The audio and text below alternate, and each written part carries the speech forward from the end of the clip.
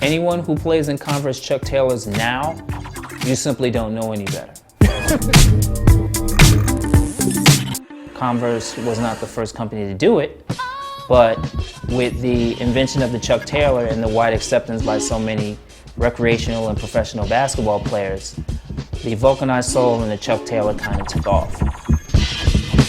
So there were design changes that needed to be made to the uppers for support and to, the soles of shoes for better grip.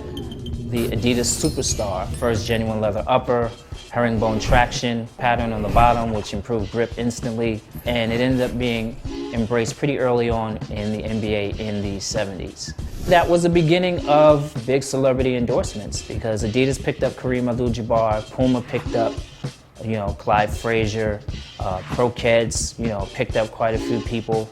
Nike had jumped into the game, they picked up George Gervin and a few other folks. The brand wars and the endorsements, that war was pretty heavy, and it was the beginning of what we know today. Nike pretty much ran the 80s as far as the basketball sneaker. The Air Force One in 1982, first basketball shoe with, air in the soles.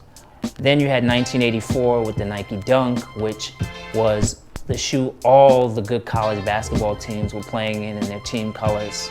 Then you fast forward slightly to 85, the invention of the Air Jordan. Do you know?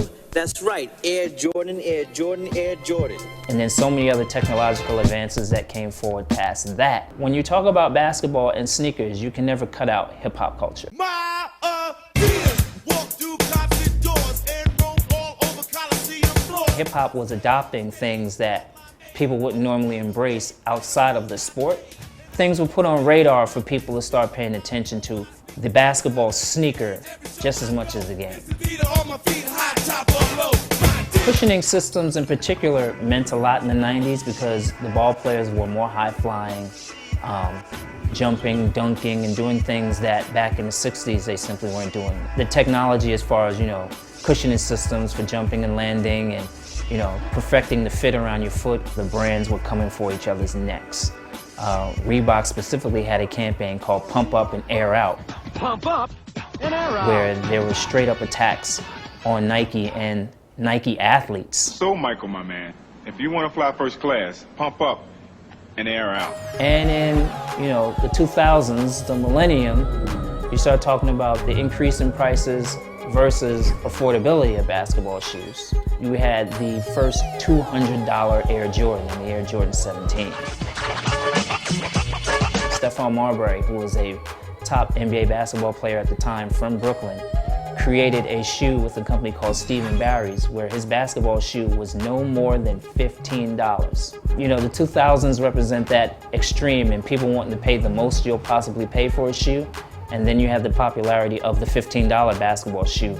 But I also want to see shoes coming out that are going to address problems like how they did in the 60s, 70s, advancements in tech in the 80s into the 90s.